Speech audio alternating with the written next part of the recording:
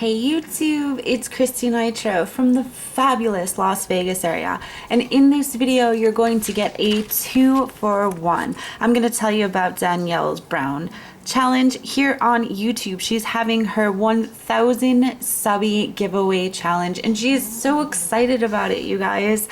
So as always, in the description box below I'm going to have a link to her video challenge. And if you're not subscribed already, tell her that I sent you guys over. Go make yourself a new crafty friend and hopefully you all can participate in her challenge. The second part of this video is going to be a tutorial on how I made my entry into her challenge. I know I'm so excited and so nervous because I've never had the time or attempted to do a tutorial before. I'm sure this isn't going to be the greatest one, but we all have to start somewhere. So Danni, congrats. You are my test dummy. That sounded horrible, but here we go. What I like to do is collect stationery supplies. Why? Because I am a stationery addict, as most of us are. So when I pick them up on the cheap at dollar spots and whatnot, I like to make something with some of them. And this is something that I've gotten a lot of requests to do a tutorial on. This is my way of sending stationery happy mail to people and I absolutely adore doing it. If you can't find a journal or something that you want, thank God we're crafters because we can make it ourselves. This is my entry into your challenge. It's what I like to call a stationery journal or stationery portfolio, whichever one you may choose. This one is done up in some of the decorative page flags with some matching designer papers. I always try to include a little tag and pocket to tuck in some more goodies as well. So take it in because this is what we're about to make. The supplies you are going to need is one 12 by 12 sheet of designer paper.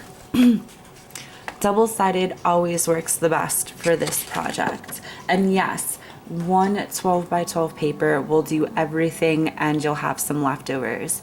The greatest adhesive to use for this project is some score tape and a glue stick. Yep, nothing fancy here. Unfortunately, most adhesives will work except for hot glue. Hot glue does everything you do not want this project to do, is bulk up, and it's not going to stick the way you want. So keep it simple and grab some of your adhesives.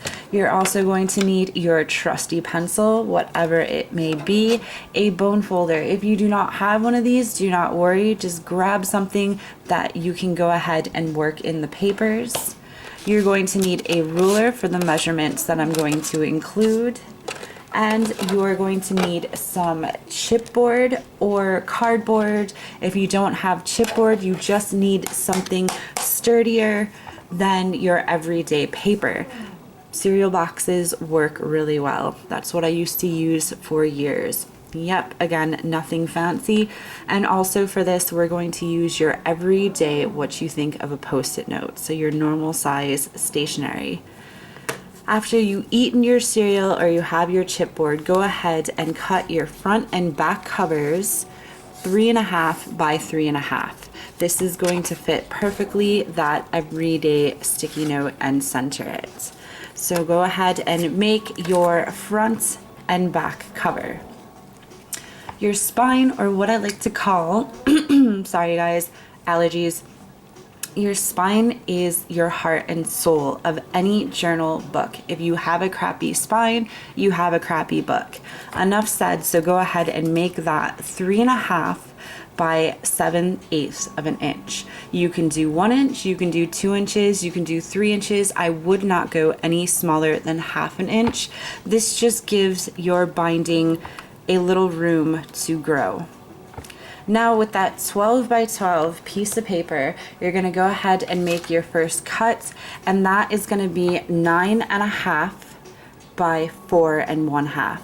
This is gonna give you a 1/4 of an inch space around the outside of your bones, your front and back cover. Also, you don't have to, this is just a bonus step, go ahead and take out the little chunks as you see marked in each corner. This is gonna help you curl your paper around the covers themselves. After you have that cut out and ready to go ahead and take your back cover and add your adhesives. The best way I like to do it is with your score tape around the outside and your glue stick all in the center. This keeps it from bubbling up, which is a very important step for when you're decorating afterwards, and it helps hold the chipboard onto your papers much better. Now you're gonna grab your spine, or what I like to call the heart and soul of any book, and I want you to go ahead and use as much adhesive as you can on this because, like I said before, crappy binding, crappy book. Also with your front cover, go ahead and do the same as you did the back with your score tape and your glue stick all around the center. After you have that placed and ready to go, now you can see where that 1/4 inch all the way around comes into play. If you don't have a scoreboard, do not worry about it because when it's glued down, it's going to stay. All you need is that hard surface, and go ahead around the outside, and this helps prep your paper for when you need to curl it up. Easiest way to do this with adhesives is glue stick right on your paper and your score tape as close as you can get to the top of all edges. Rock it back and forth. And then, so I don't put you guys to sleep, I already have this prepped and ready to go, and this should be what your final look is. With the papers adhered down, and then when it's flat, you're just gonna take it and slowly, in that little space that you have in there, can you see that little space? Take whatever surface you have, bone folder I believe works the best, and slowly curl it up.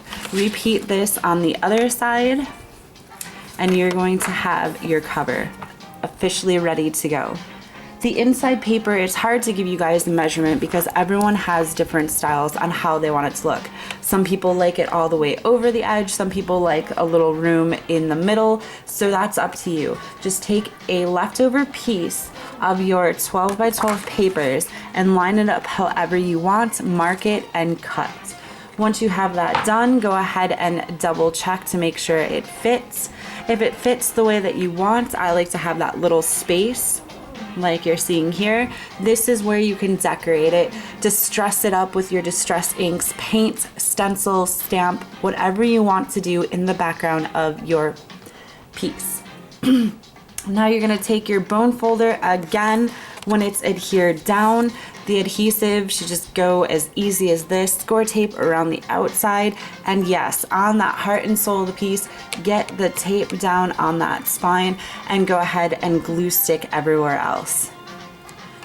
Once it's down, you can take your bone folder over the whole thing, make sure you get it as flat as you possibly can, and then just like we did before in that little space, go ahead and slowly curve it up, and you're gonna have your set piece ready to go, and you're gonna be excited because I was the first time. When that's down, then you're going to center whatever stationery supply that you want to give as a gift. Center it, you can put it up, put something down below, however it is up to you, and then wha-bam. The only thing left you have to do with the leftover papers on your 12 by 12 sheet, there's enough room for 2 or 3 tags, and if you want to add or make a pocket. That's right, you've completed everything. So after you decorate it up and make it the way that you want, the last thing you should always do is put made by, because you just created a one-of-a-kind piece that either you can send out or keep for yourself. Thank you guys so much for watching. I really hope you learned a little something. If so, go ahead and give this video a thumbs up and go and participate in Danni's challenge. Thank you guys so much for watching, and as always, keep crafting.